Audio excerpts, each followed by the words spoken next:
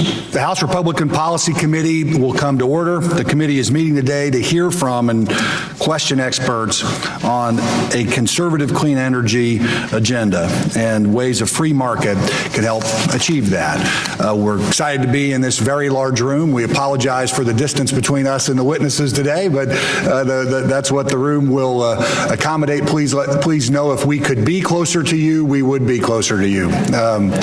I want to now recognize myself for an opening statement. I want to thank everybody for coming here this morning. It's an exciting day for the House Republican Policy Committee as we host today's hearing on developing a conservative clean energy agenda. We've all heard the attacks before.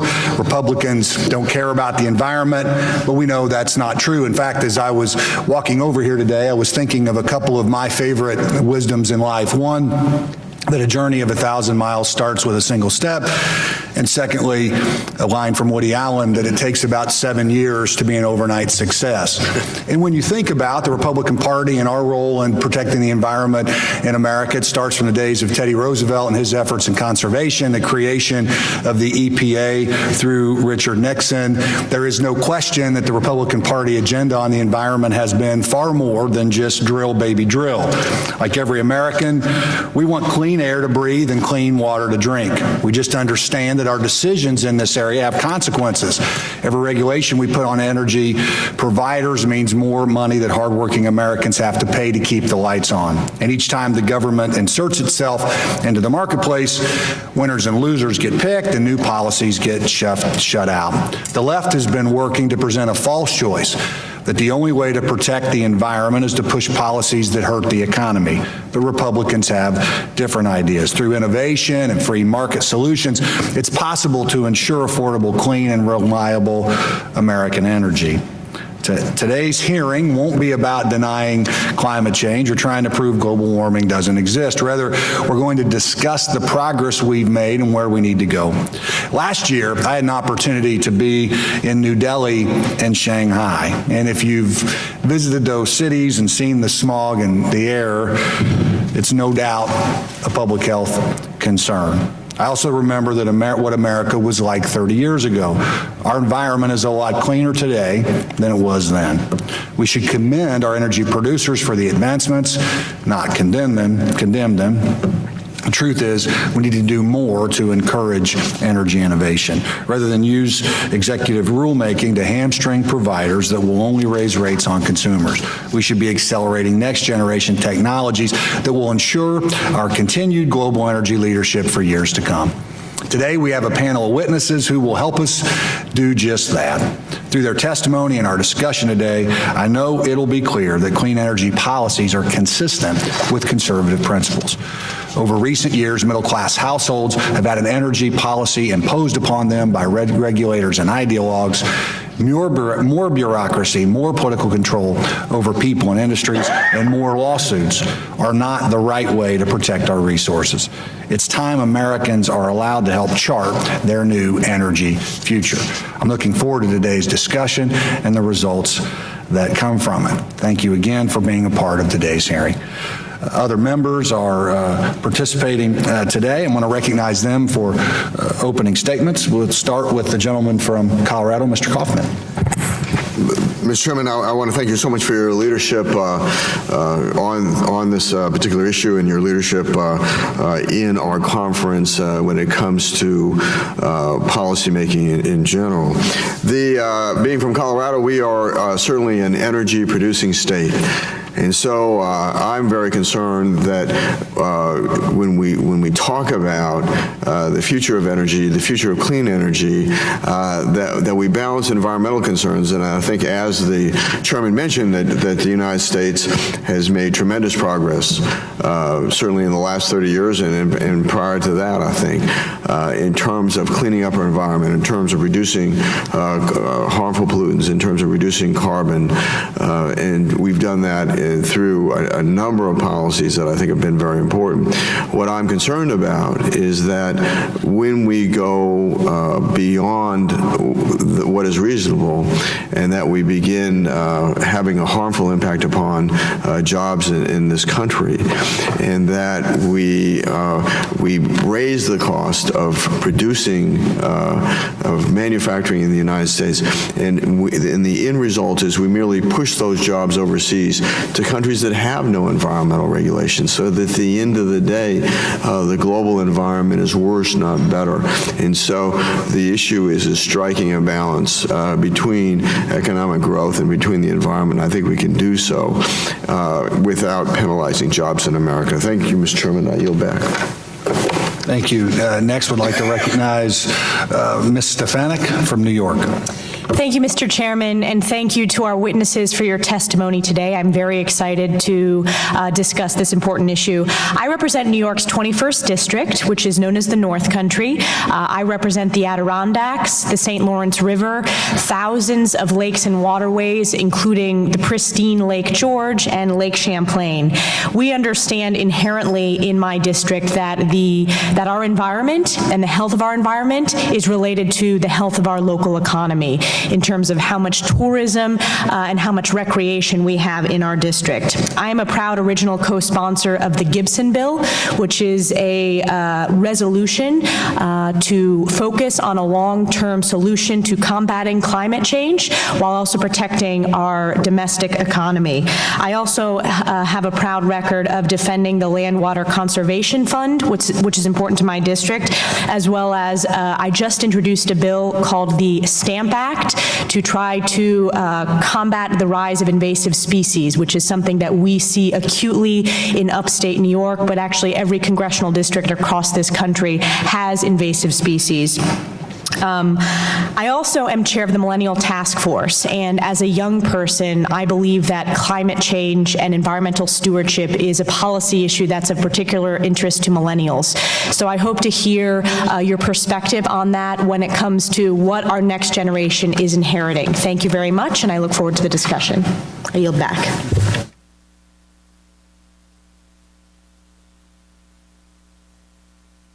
I'm glad to be joined by the gentleman from Pennsylvania for an opening statement. Thank you, Mr. Chairman. I want to thank Chairman Luke Messer and the committee for holding this hearing today. I also want to thank each of you as panelists for participating and sharing your knowledge with us. Our energy future is of great importance to every American, regardless of what state you hail from.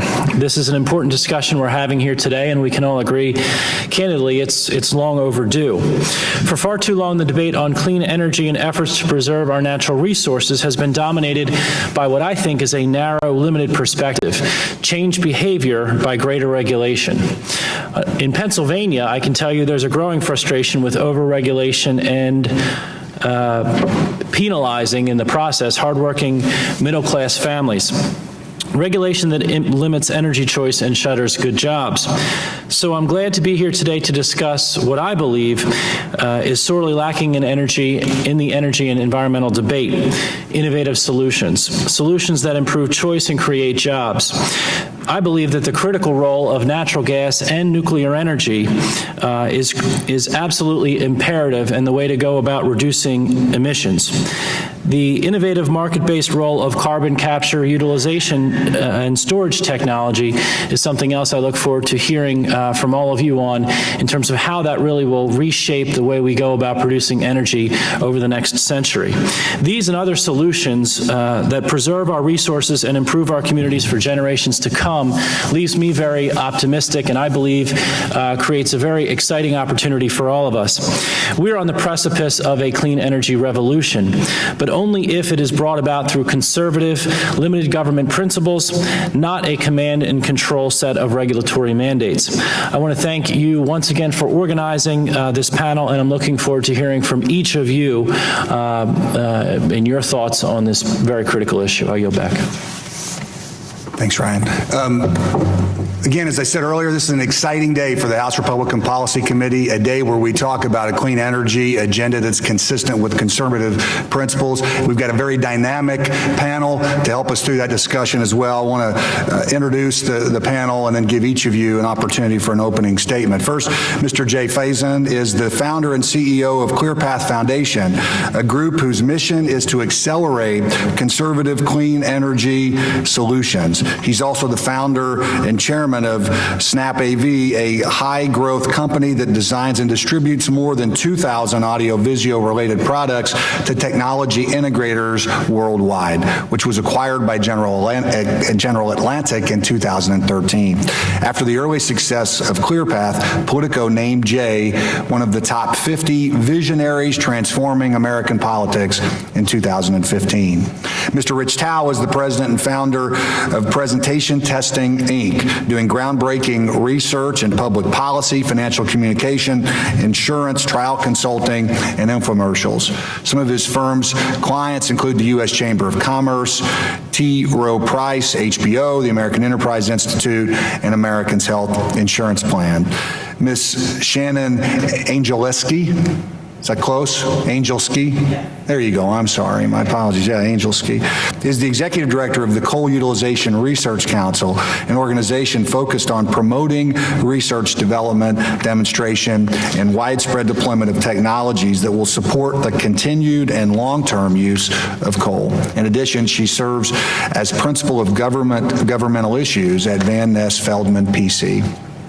Mr. David Blee is the Chief Executive Officer of the U.S. Nuclear Infrastructure Council, the leading business consortium advocate for new nuclear energy and the involvement of the U.S. supply chain globally. Prior to joining NIC, he served as the Deputy Assistant Secretary of Energy and a Congressional Chief of Staff. Mr. Jeff Leahy is the Department Executive Director, or the Deputy Executive Director of the National Hydropower Association. He monitors legislative, regulatory, and legal issues affecting the hydro industry and represents the association before Congress, FERC, and the federal resource agencies.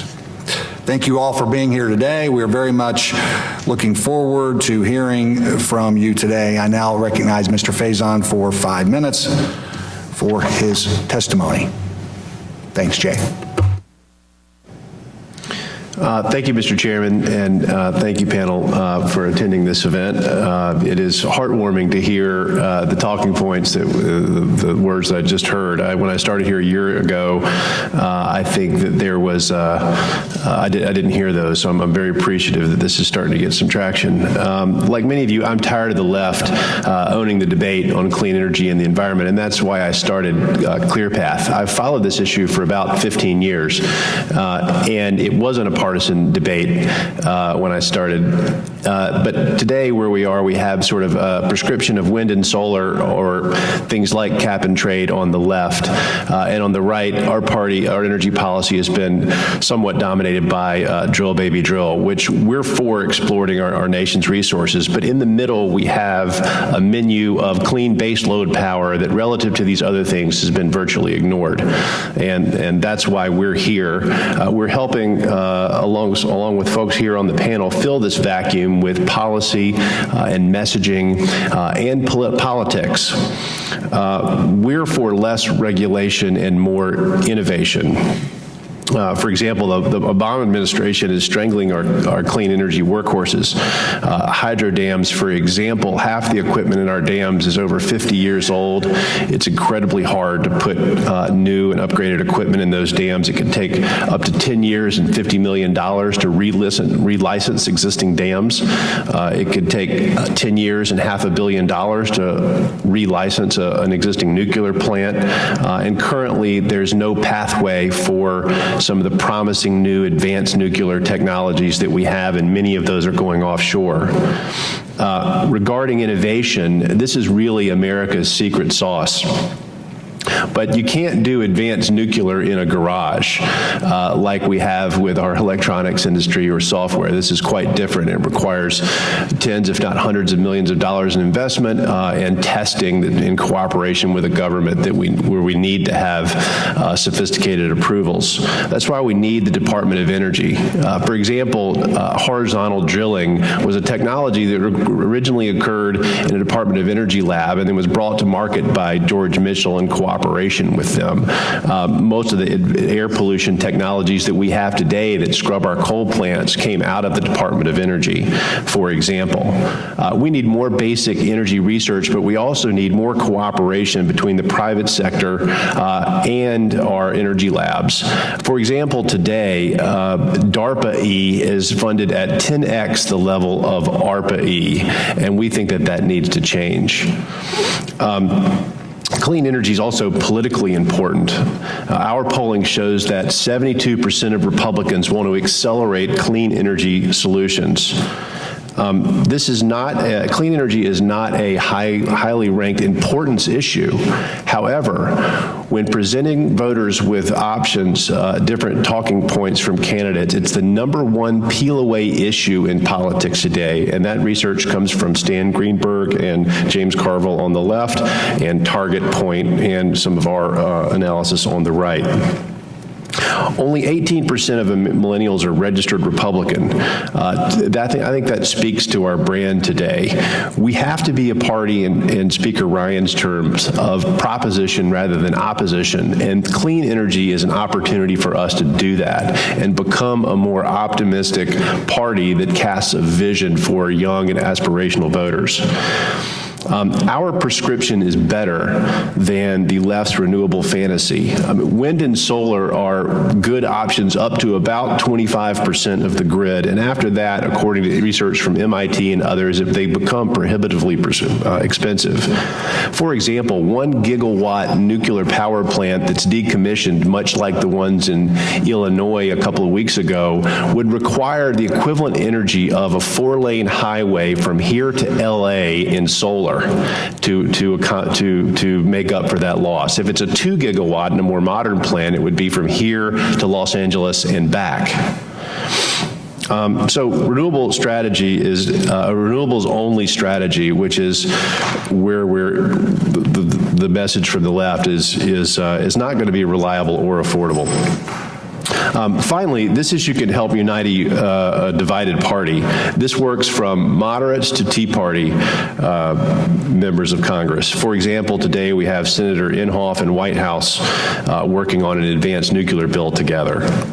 A conservative clean energy platform is good policy, it's good for our party, and it's good politics. Thank you.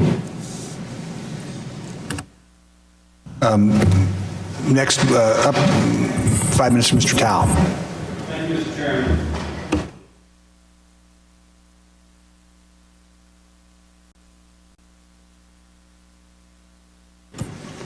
Mr. Chairman, I'm honored this morning to join this distinguished panel to share some thoughts about conservative clean energy. I come before you as a longtime advisor to House Republicans, having shared communications advice at 10 House Republican retreats, as well as countless conference events over the last decade. I also come to you as a proud member of the advisory board for the ClearPath Foundation, as well as someone who has shared messaging across a whole breadth and depth of issues. There are 2 brief points I'd like to highlight this morning. First, talking about clean energy is a winner for Republicans, not just for moderates, but more importantly, and perhaps counterintuitively, with conservatives. Democrats have propagated a false image of Republicans when it comes to this issue. Research commissioned by ClearPath bears this out. Jay mentioned one fact, I want to mention a few others. Last year, ClearPath commissioned a poll with 3 leading Republican pollsters, Kristen Soltis Anderson, Glenn Bolger, and Whit Ayers, and I contributed to that poll.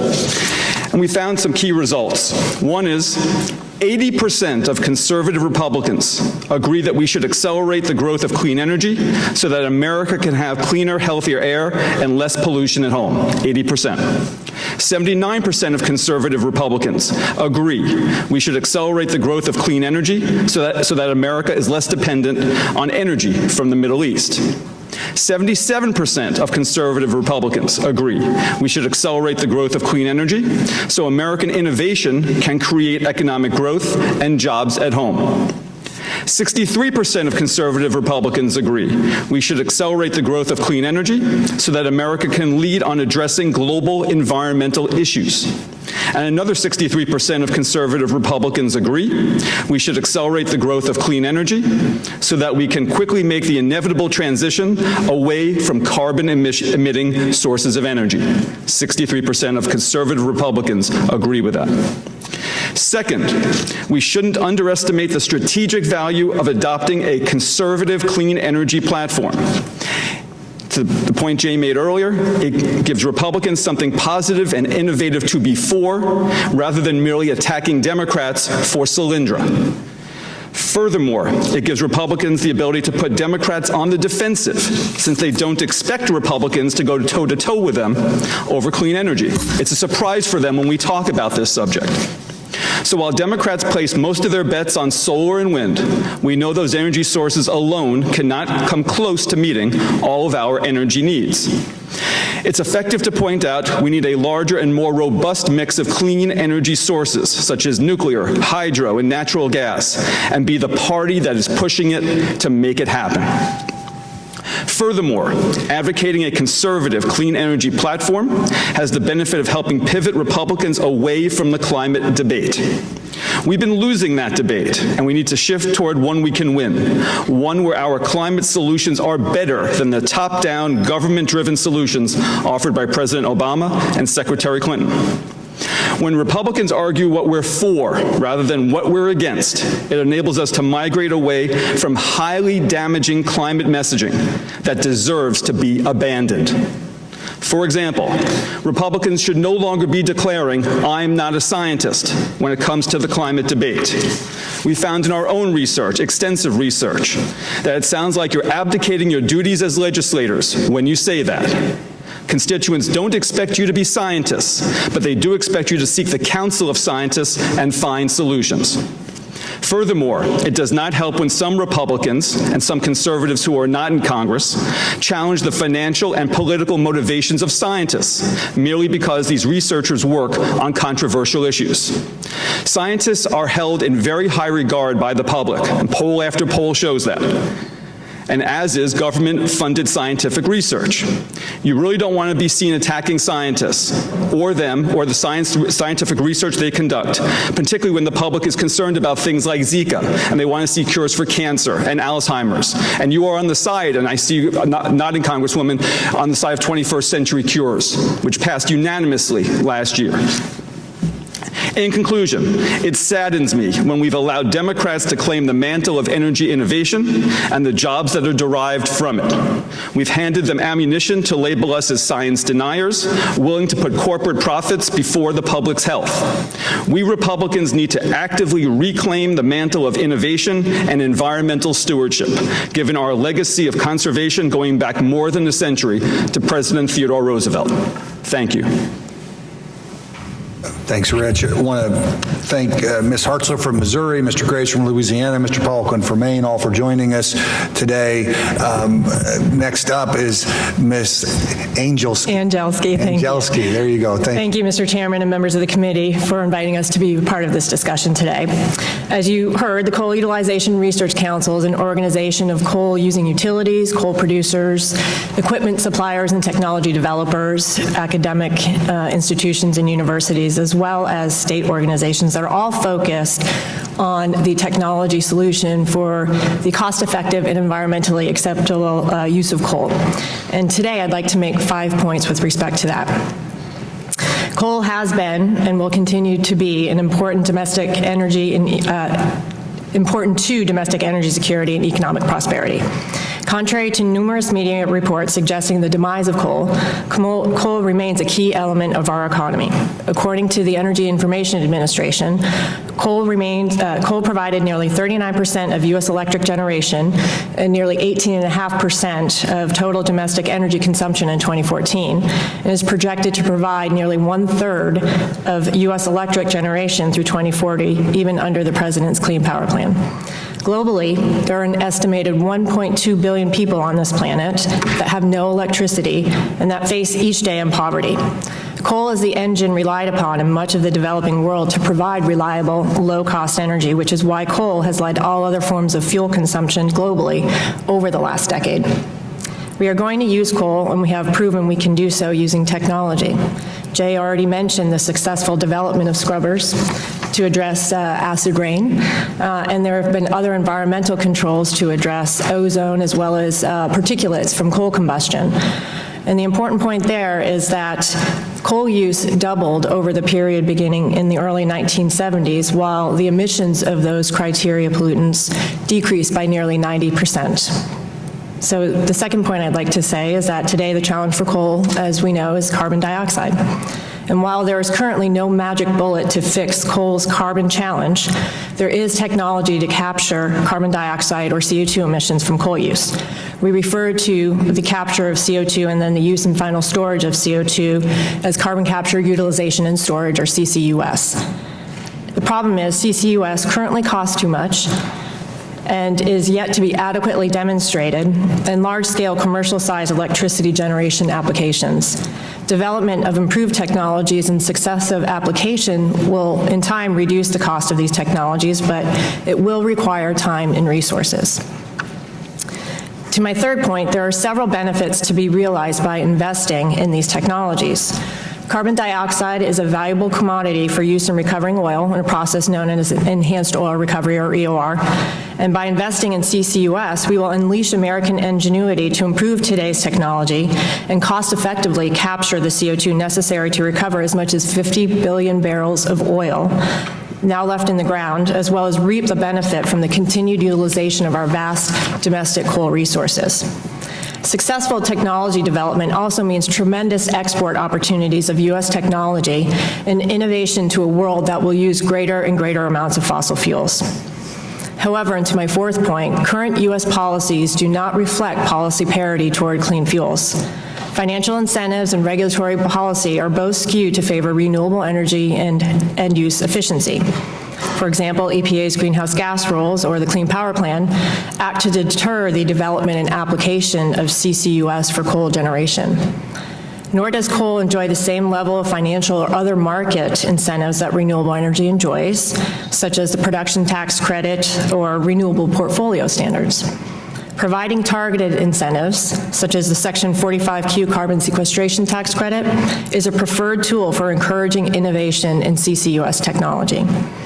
You've asked that we provide some thoughts on what might be included in a clean energy plan for promoting a truly all-of-the-above clean energy policy. So let me end with some thoughts there. First, we recommend that Congress enact H.R. 4622, which is a bill introduced by Congressman Conaway of Texas and co-sponsored by 23 Republicans and 10 Democrats, to extend and enhance the Section 45Q carbon sequestration tax credit, just like Congress did for wind and solar tax credits. Second, invest in research and development for coal technology development, as recommended in energy legislation passed by both the House and the Senate, including H.R. 1806, the America Competes Act.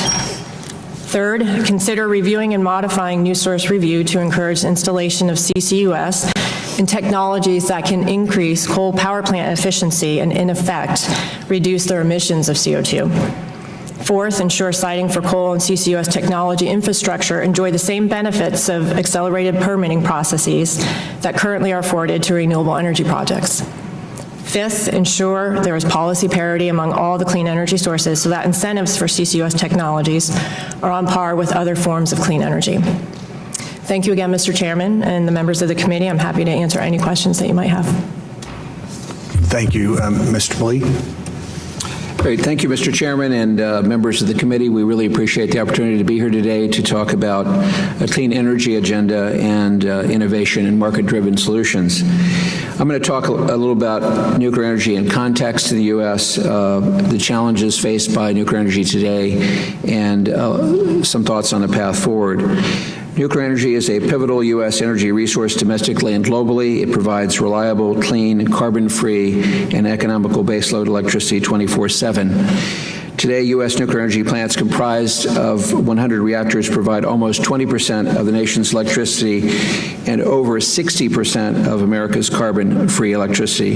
In 2015, the U.S. fleet turned in another record-setting year of world-class operating performance, achieving a fleet-wide capacity factor of 92%. This summer, the newest reactor at TVA's Watts Bar plant will begin commercial operations with 4 new state-of-the-art AP1000 reactors under construction in Georgia and South Carolina.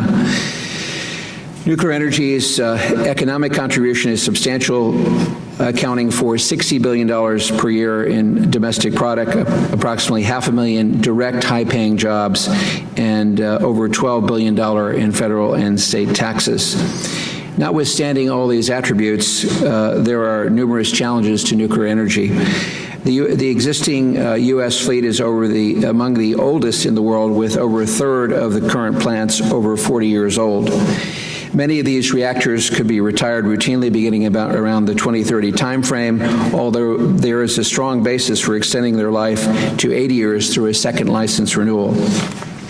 Currently, the U.S. nuclear energy industry is also facing a number of significant headwinds that threaten its very viability. These include lack of valuation for nuclear energy's baseload, reliability, and carbon-free differentials, low electricity demand, which is affecting everyone here, sustained low natural gas prices, elevated levels of capital expenditures for maintaining existing nuclear plants, high federal and state subsidies for renewables. According to the Energy Information Agency, with tax incentives, the U.S. government spent over $15 billion on renewable and biomass programs in 2015, as opposed to $1.66 billion spent for nuclear energy in the same period, and that included appropriations. A gold-plated regulatory burden, which is not comparable to other industries. We have high upfront capital development costs for nuclear plant development, although I might point out, while you have high capital development costs, these new plants will last 80 to 100 years. And finally, we have an unprecedented global challenge to the U.S. in the $1.4 trillion global marketplace for nuclear energy, and indeed for market share, with China projected to overcome the U.S. in market share in 2030. The combination of these factors have acted to impede the use and further development of nuclear energy in the U.S. Currently, a dozen U.S. nuclear energy plants are being closed prematurely. Prevailing market conditions are such that growing numbers of other U.S. plants face unprecedented financial pressures and could also be retired early. Indeed, the U.S. EIA projects that nuclear's electricity market share will drop 25% by 2040. So significant actions, innovation, market-driven solutions are needed to be taken to maintain and expand nuclear energy's contribution. Fortunately, the House and Senate has acted on several fronts to provide a framework on many avenues through largely bipartisan initiatives now pending in the Congress. In the House, these include H.R. 4084, the Nuclear Energy Innovation Capabilities Act, H.R. 8, the Energy Policy Modernization Act, H.R. 4979, the Advanced Nuclear Technology Development Act, and H.R. 5055 will not yet pass the FY27 appropriations for energy and water development, providing funding for small modular reactors, advanced reactors, and Yucca Mountain licensing. Notwithstanding, it is clear that the next administration and Congress will have to take comprehensive early action to reverse nuclear energy's current trajectory and course. These include recognizing that nuclear energy, and indeed the entire U.S. energy resource industry, is a strategic asset domestically and globally. Fixing the electricity market, and this is a complicated issue, but it certainly includes reform of NRC requirement and fees, and also incentives for extending the current fleet beyond 60 years. Leveling the tax code playing field, that would either be eliminating wind and solar subsidies or creating comparable nuclear energy incentives. Dealing with nuclear spent fuel, and that starts with completion of the Yucca Mountain repository. getting the U.S. back into the global nuclear game. There's a lot to be done here to encourage first mover deployment of SMRs, advanced reactors, and certainly new Generation 3 plus plants. Support for comprehensive development, testing, and commercialization of SMRs, and advanced reactors, including modernization, new licensing pathways, and focus by the Department of Energy on nurturing new technology. And finally, completion of shovel-ready projects, which in many cases have to do with legacy issues, the mixed oxide fuel fabrication facility, full reopening of the waste isolation pilot plant, and the aforementioned Yucca Mountain. So it is time for a nuclear energy moonshot to make dramatic and significant changes to reform and modernize to achieve the full measure of nuclear energy's promise and the success that the nation needs to meet its energy independence. This will require a sustained focus on innovation and investment resources of the federal government in support of private innovation ingenuity. The return on investment will be crucial, ensuring that the U.S. maintains its leadership in nuclear energy so as to ensure and foster its contribution as a vital and carbon-free source of clean energy, and while providing jobs, economic competitiveness, and energy security. We appreciate the chance to be here. We look forward to the dialogue. Thank you. And our final opening statement from the panelists, Mr. Leahy. Great. Thank you very much. Good morning, Chairman Messer and members of the committee. I'm pleased to be here to discuss the importance of hydropower, its growth potential, and policies that will promote that growth.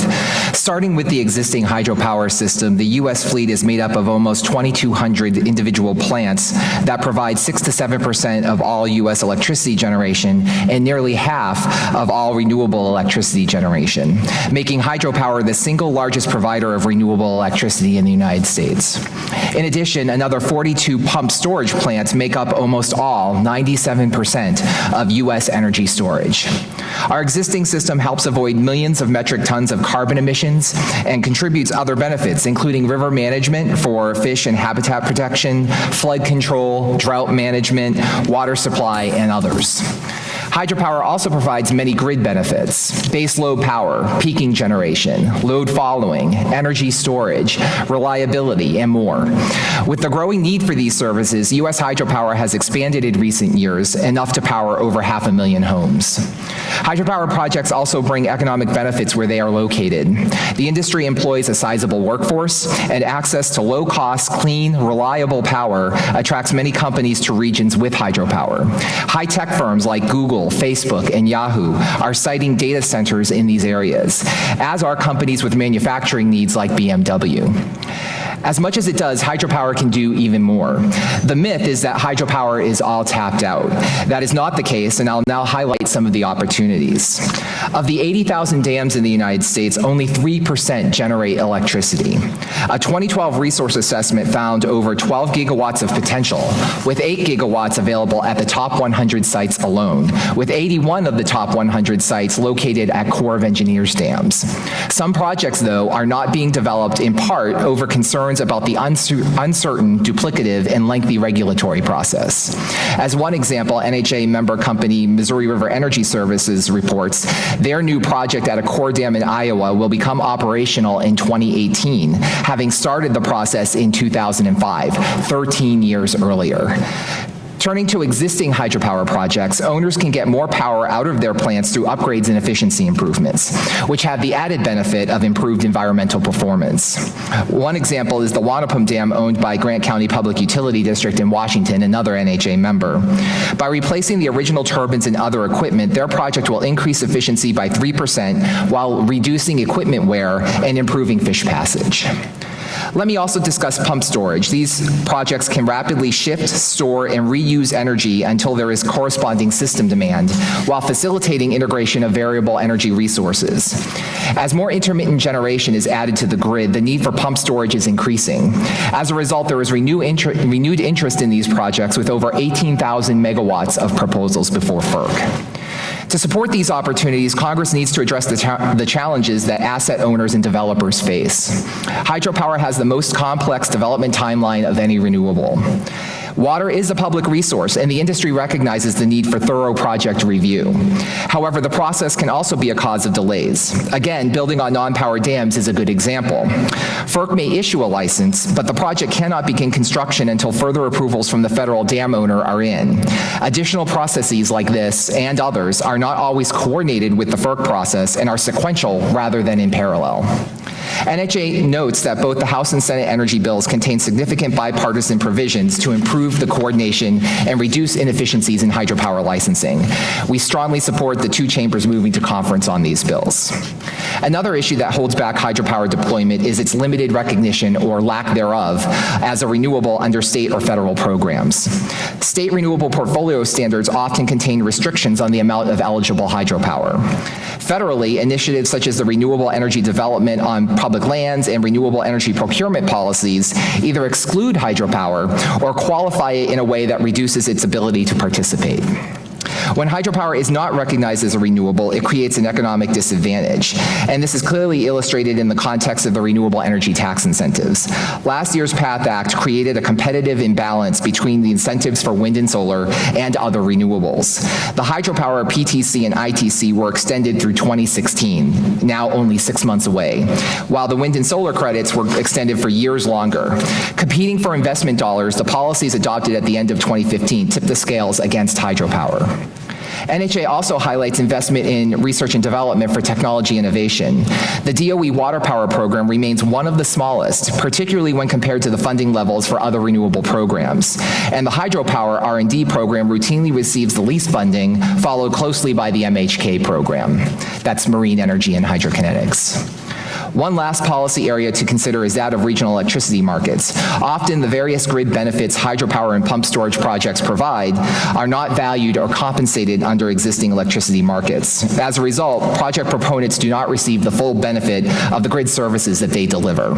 So with that, I will conclude and thank the committee for providing me this opportunity to testify, and I look forward to your questions. Thank you. I thank the panel again for your testimony. We'll now go to member questions. The chairman will go last, so I will start down the list of those who have questions for the group. We are going to try, out of respect for everybody's time, to stick to a 5-minute schedule here. I'm going to try to make the clock work, so we'll watch that and try to operate accordingly. Would start with the gentleman from Colorado, Mr. Kaufman. Thank you, Mr. Chairman. Ms. Angielski, if I said it right. Can you talk a little on the carbon capture issue of coal? Where is the technology at in that, given what would make it cost effective? Do the subsidies or do the tax subsidies, the credits level the playing field to where it becomes cost effective? I wonder if you could answer that. Or do we have to make more advances in the technology? Thank you. I would suggest that there are both will be needed. And by that I mean there's currently a Department of Energy program that is looking at making advances in the technology, which is improved R&D and new technologies not only to capture CO2, but to look at new ways of converting coal to useful energy that would provide alternatives to what is traditionally understood to be coal combustion processes. So there is technology that could really significantly transform the way that we convert coal to useful energy. And then through that, also more cost-effectively enable us to capture CO2. There are technologies today to capture CO2 from coal plants. As I mentioned earlier, it is just a very expensive proposition at this point on the one hand. On the other, we've not done this yet on an electric generating unit where you need to maintain that reliability and the affordability of those electrons that are going to the grid. So we need to do both so that way we can learn from the operation of those systems on today's generating units with CO2 capture, and that way we can then take that learning experience and feed it back into the research that we're conducting right now to actually develop improved technologies. if you compare the United States, I think we have scrubbers and things like that to reduce carbon emissions with that of other countries, say China, that I understand is aggressively building coal-fired plants. What environmental standards do they have relative to the United States in our existing standards and capabilities? So I can't necessarily speak to what the Chinese are doing and what their standards I are. think they're doing anything, are they? I'm happy to try to get you an answer to that question, but I'm not an expert in knowing what they're doing on the ground in China or what their standards are. Okay. Mr. Blee, where are we in terms of fusion is the next generation, I understand, when it comes to nuclear power. Where are we relative to that in terms of the development of that possible technology? Well, the standard line it's about 20 years and $20 billion away, and it's been that way for a while, but there are, this is not my area of expertise, but there certainly is some encouraging progress on that front and certainly needs to be supported and maintained. Okay. Who could answer this question about, I'm concerned that, you know, I know it's popular politically to talk about, say, was it ethanol, I think, out of corn production, but the notion of using a food crop for energy and all the environmental costs associated with that to include, I think that there are analyses that say that is no better than utilizing conventional fuels. Can somebody speak to that? I think we need to move the primary away from Iowa as the first state. We probably wouldn't have but I did want to address a couple of points on the coal technology and the nuclear technology. I'm no expert, but I've picked up a couple things. One is the scrubber technology that we build is being rapidly deployed in China today. All the new plants they have are roughly equivalent to what we're doing in that area. The problem is the old plants, and they're trying to sort of hardwire the line from Beijing down into the provinces to make sure that happens, but you're seeing kind of a 5% air pollution reduction in Beijing and Shanghai currently year on year. So I expect, I'm not sure that I don't think it's, the technology that we created is solving the problem in China. Now, a lot of that technology is being manufactured and implemented in China, but the innovation came from here and would have been part of that technology's exportation does come from here. And as far as nuclear technology, even though fusion is so far away, advanced nuclear fission, which we've had in laboratories for a long time, is very much sort of here and now. NuScale is one example, and there are other examples of concepts that might only be 5 to 8 years away. Yet they're having to go offshore in order to deliver on that timescale because NRC is not built for that kind of approval pathway. Thank you, Mr. Chairman. I yield back.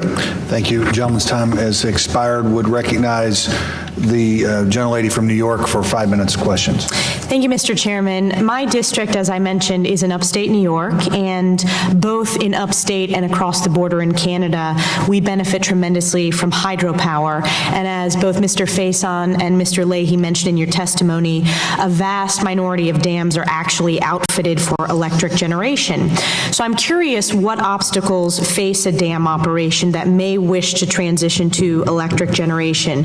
You noted that we know there is a litany of bureaucratic processes and duplicative regulations holding up dam creation. So what specifically do we need to pursue in terms of regulatory reform or revising processes to address this issue? I'll start with Mr. Leahy. Great, thank you. There are a variety of factors that go into analyzing a site to determine if it's appropriate for development. And not all sites, NHA doesn't believe that all potential sites of those 97% are going to be proper sites to put a project.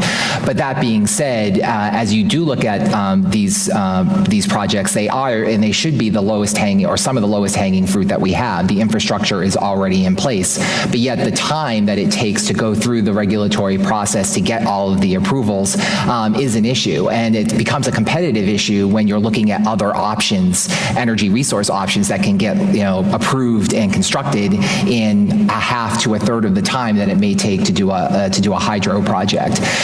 Some of that improvements would need to be better coordination between all of the various federal, state agencies that are involved in the hydro licensing process. We believe that they all have an appropriate role in the process, but when those processes are not synced up, and when one actor can delay a project, and then that can happen multiple times throughout a project, that causes a problem, and it just creates a disincentive for people to want to look at those types of projects.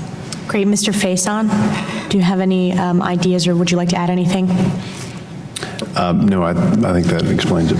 Okay, great. My next question, as we seek to shift a nation powered by an increasingly diverse production portfolio, we are decreasing our reliance on singular sources, but we're also increasing the complexity of our grid. So I'd like to ask anyone on the panel, what updates and systemic changes are needed for our grid to ensure reliability and energy security?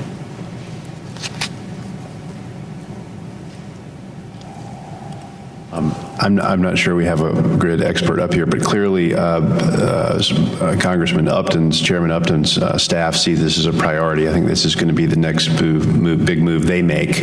Our grid is outdated and very regionalized, so if we're going to have proper distribution of resources delivered at affordable prices, we're going to have longer hauls, which is what China's doing right now on their UHV lines. Are going from all the way up in Mongolia all the way down to Beijing because they see the need for a more, the bigger and more reliable grid you have, the more you can balance your resources on that grid, so it's very important. But the way that our utility structure is built, sort of this mismatch between regulated and deregulated utilities on a regional basis, it's hard sometimes to deliver power. Your district, for example, I think one of the biggest opportunities is the importation of Quebec power, which doesn't exactly talk about, it's not a great job story, but I've heard 120 gigawatts of untapped potential in Quebec can come down into New York at 3 cents a kilowatt hour, and that's just a question of approved transmission lines through your state, which is difficult to do. So there's a lot of opportunity here. It's just a lot of complexity to wade through. Others? Shannon? Sure. I would say that there is some technology innovation that needs to be considered, particularly when we think about the renewables and the intermittency of renewables coming onto the grid. And then, of course, with, at least from a coal-based generation perspective, with low-cost natural gas also being dispatched ahead of coal these days, there's a need, at least for baseload, to become more flexible in its operations, to be more load-following, and they are currently not designed to do that. So that's one of the things that we're looking at from a technology research perspective, as well as from the existing fleet perspective, how to manage those flexible operations that are needed in order to provide that grid stability. Thank you. Anyone else? Sure. I just want to, in terms of clearly the existing transmission grid is stressed, security needs to be addressed, and certainly expanded from the nuclear perspective. One of the silver linings of nuclear energy future is that the majority of these plants will be built at existing facilities, although there are some greenfield sites as well, such as the SMR facility as proposed for Idaho. That is, we have established transmission grids, but clearly this is an area that needs more attention and focus. Great, my time has expired. Thanks, I yield back. Gentlelady yields back. Would next like to recognize the gentleman from Pennsylvania, Mr. Costello, for 5 minutes. Thank you. I want to offer a couple observations and get your feedback on them. In my district, well, first in my state, obviously the Marcellus Shale and the rise of the natural gas industry is extremely important, and we know that in and of itself it has gone about reducing carbon emissions just because it's a cleaner source of energy. So when we talk about the regulatory environment, those regulations which impede its growth that don't correlate at all with health, safety, or welfare, I think are a threat to clean energy.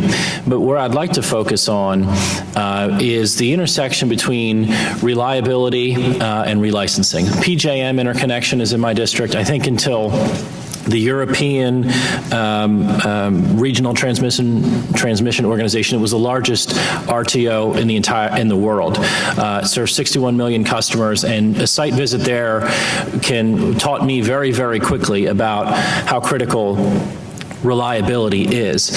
And I feel that some of the relicensing hurdles really undermine reliability, and particularly when you're looking at nuclear.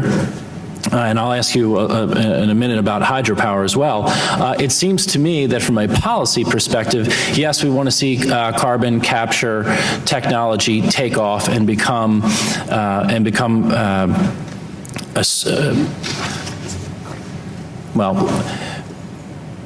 what we want to do is search over the long term for the cleanest sources. In the intermittent phase here, what we want to do is make sure that the relicensing does not impede our ability to have existing clean energy sources slow down or go out. And from a reliability perspective, I think that's a deep concern. So from a policy perspective, on the relicensing, what do you propose? Because I think that as policymakers, we should be participating and pushing back against relicensing regulations that interfere with that. Second point, and that's to everyone, to Jeff, I used to be a county commissioner. We have dams all over my county. They are liabilities right now because we own them as a county, and we have to pay for their upkeep, and they're safety hazards. And I know that in different parts of the country, different organizations own the dams. So it would be nice to come out sort of with a working knowledge and educate the organizations that own these dams on how to turn them from liabilities into assets. And particularly if you look at it from an economic development perspective, you just said you have high-tech companies that want a site right around them. So I think that that's a real wonderful opportunity to talk about.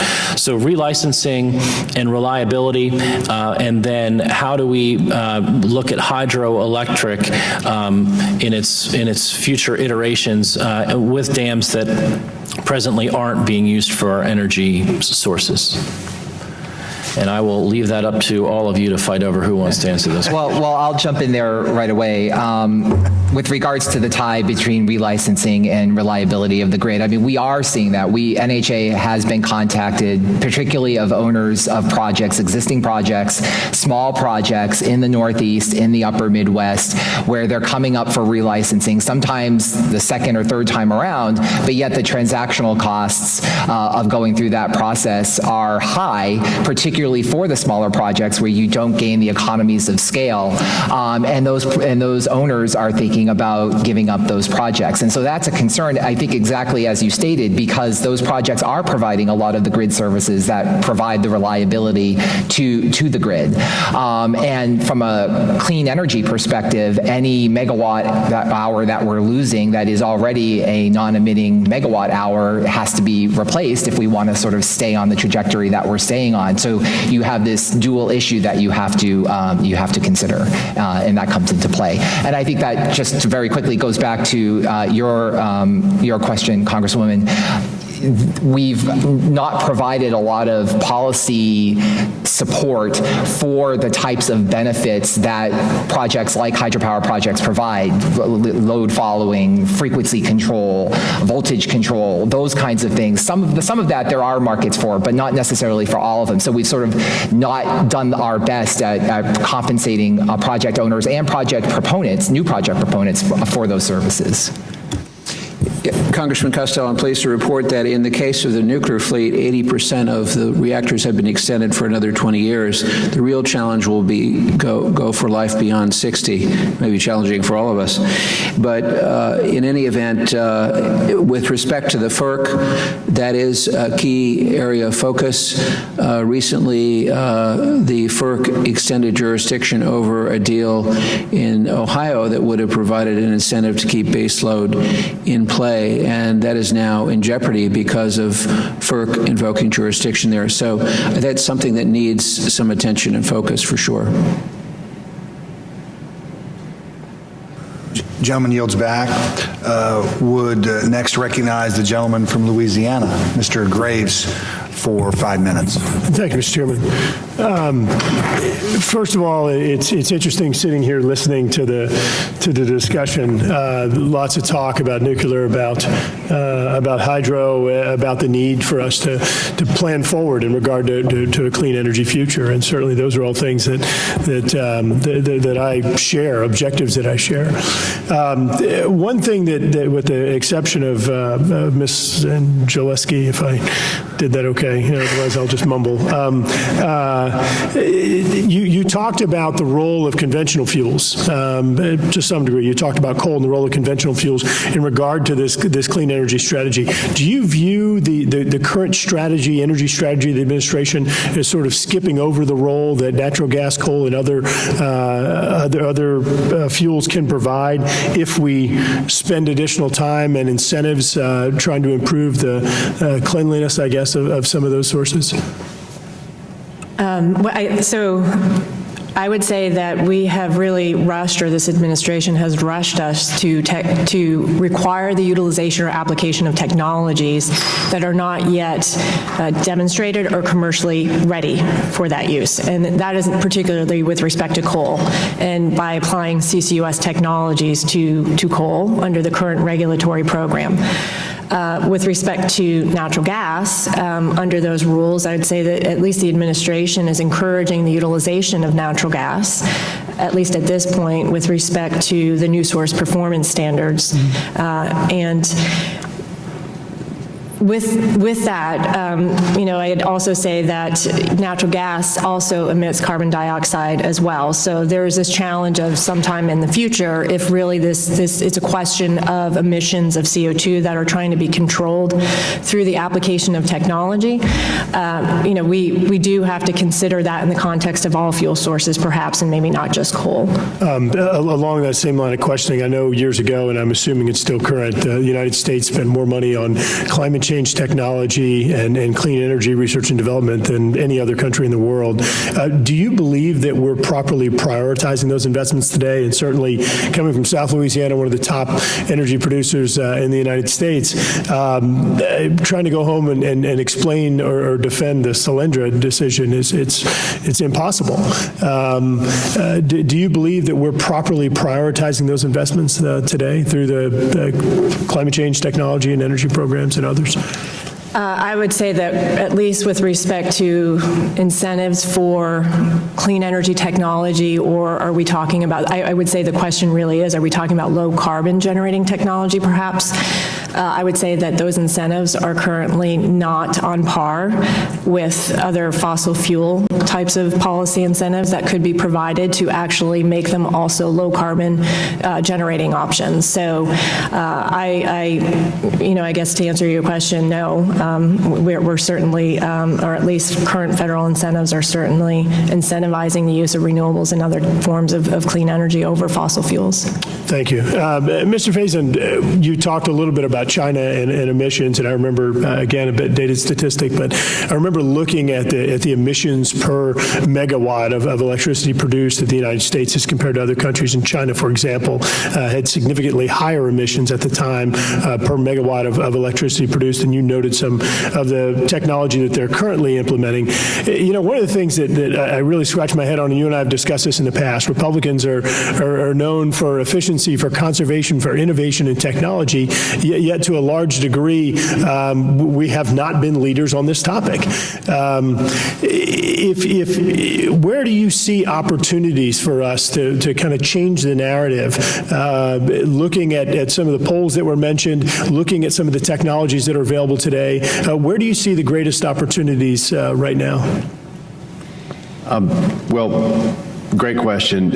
First point to that, I would think we want to be a resource to the conference. We want to be sort of on call. We are putting a lot of resources on our website. You'll see a redo in a couple weeks. It'll be far greater than what you see today, which I think is is the most exhaustive sort of conservative clean energy platform laid out that's out there. We've continued to commit a lot of our policy resources and marketing resources to making that available. There's a whole list of policies going on today.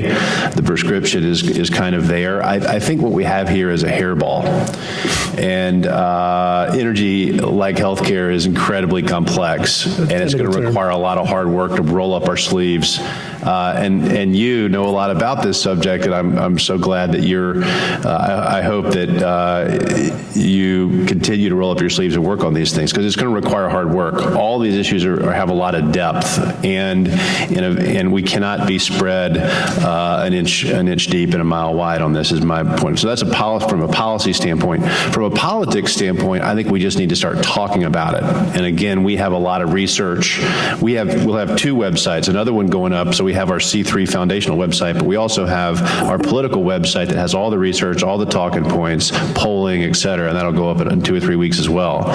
So I think it's a balance of both, but I think American voters are getting smarter, and if we don't really have policy solutions, like we are, I think our all of the above strategy right now, at least our focus groups say that's very hollow. What does that really mean? I think we need to have real policy prescriptions behind those things, and I think then we'll see our party move forward. Thank you. Gentleman's time has expired. Next, we'd like to recognize the gentleman from Ohio, Mr. Stivers, for 5 minutes. Thank you so much, and thanks for being here today. It's great to hear from all of you. And Mr. Faison, I'd like to talk to you a little bit first. So there's folks here from different power supplies, but you actually represent a broader interest group that is looking at sort of 4 pillars, including hydro. There's somebody here from hydro, natural gas and clean coal, and nuclear, as well as innovation. I'd like to focus on the innovation piece for a minute, if that's okay. So there's a couple bills that your organization is supporting that I think could really make innovation happen a little bit better. Number one is a bill that would coordinate and make a connection between our national labs that we spend a lot of money. Department of Energy spends a lot of money, but there's not a great connection with the private sector coming out of the national labs. Can you talk about how that might make a difference? And because it's money we're already spending, we're not talking about new money, we're just talking about actually leveraging our taxpayer dollars better.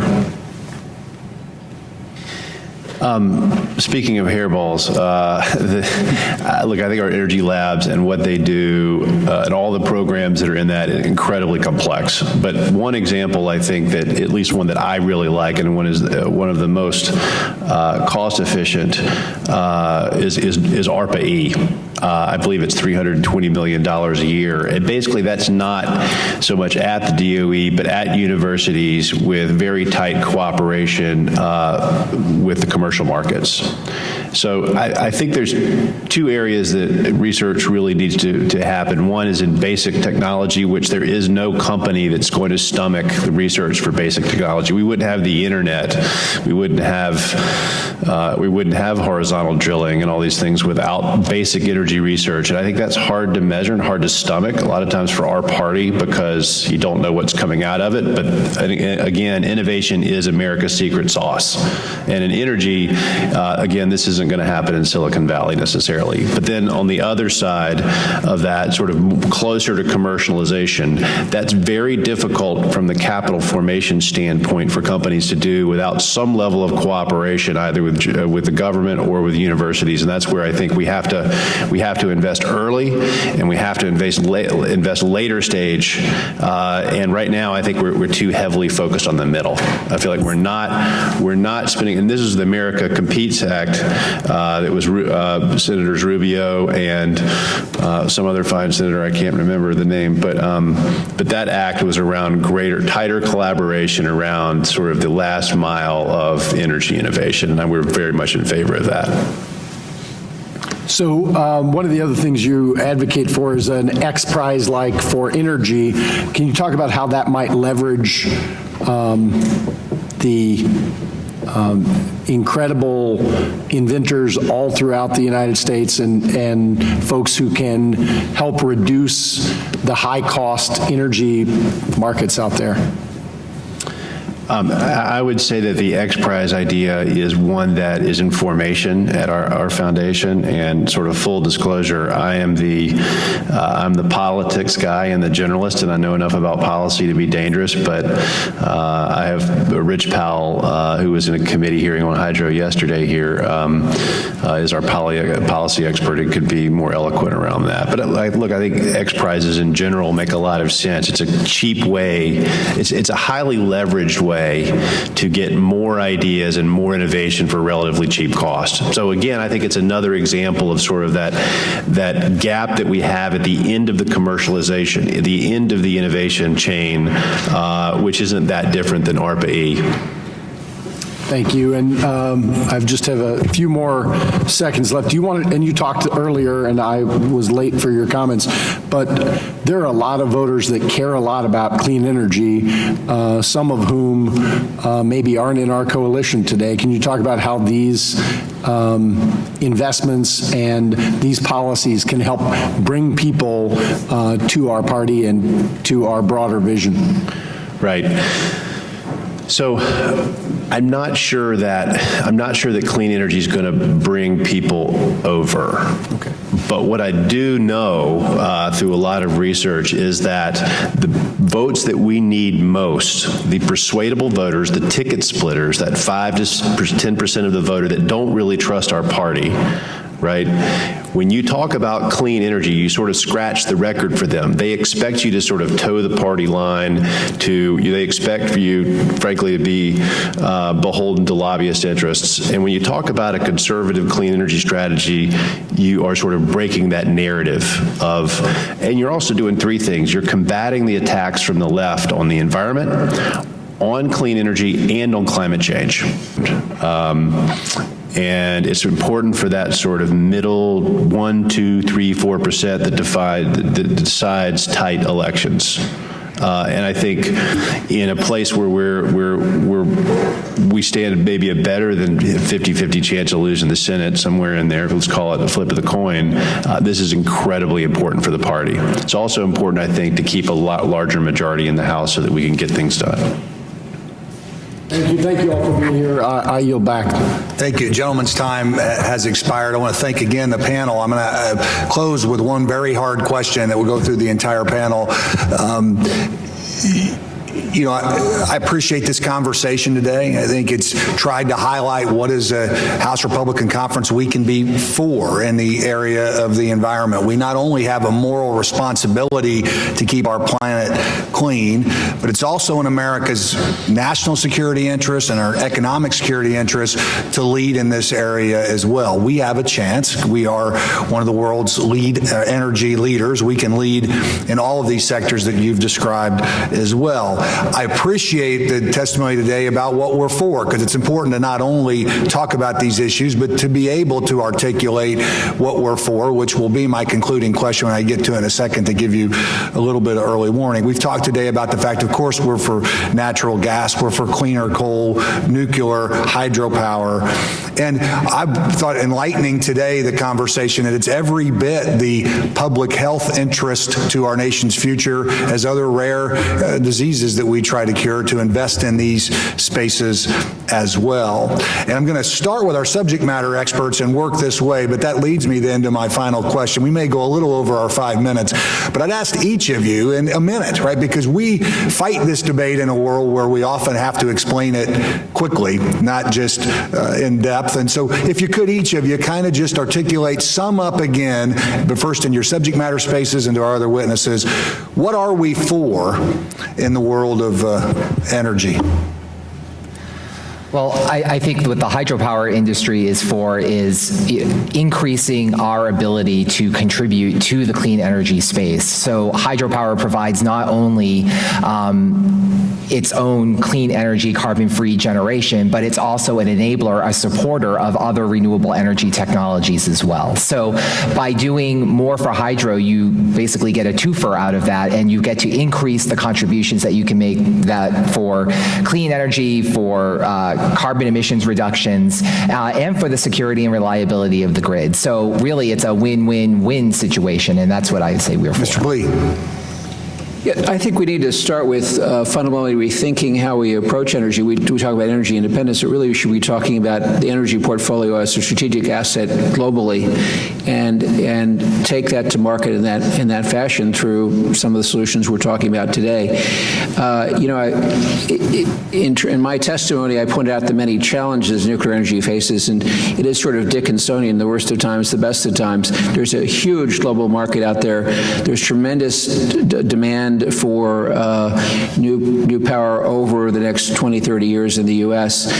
And I think that we need to put a coherent strategy together to unleash the market forces, remove the regulation that is impeding that.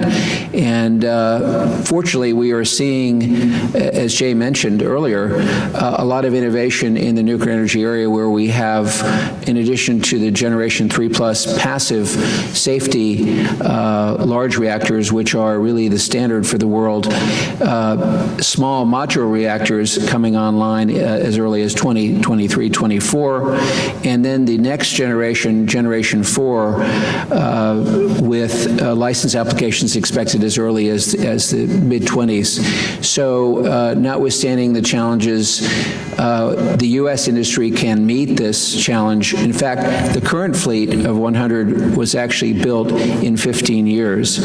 So, I'd want to leave you on an optimistic note. Time has expired. Okay. Ms. Angielski. Yes, so the view that I have is that technology will enable coal to be part of a clean energy future and a low carbon energy future, and that quite frankly, with the global increase in the use of not only coal but fossil fuels more generally, technology must be part of the solution if they are going to actually be able to address the global climate challenge. Appreciate it. Mr. Thau. This is actually the easiest question you've asked, which is you stand for conservative clean energy. When you say that, people say, what's that? Then it gives you the chance to talk about the 4 pillars, and then you have a conversation. It's a perfect answer, and it's what you're for. Thanks. Jay. Clean energy, on the Hill, conservative clean energy will unite the party. Everybody's for this. In district, either conservative clean energy, sometimes leave off the word conservative, clean energy, more innovation, less regulation, a true and cleaner all of the above. We're working on what the pivot off all of the above would be. We have research going in the field here shortly, so stay tuned. Thanks again. We started this conversation today by quoting the Chinese proverb that a journey of 1,000 miles starts with a single step. Today's an important step on that broader journey, if not the first one.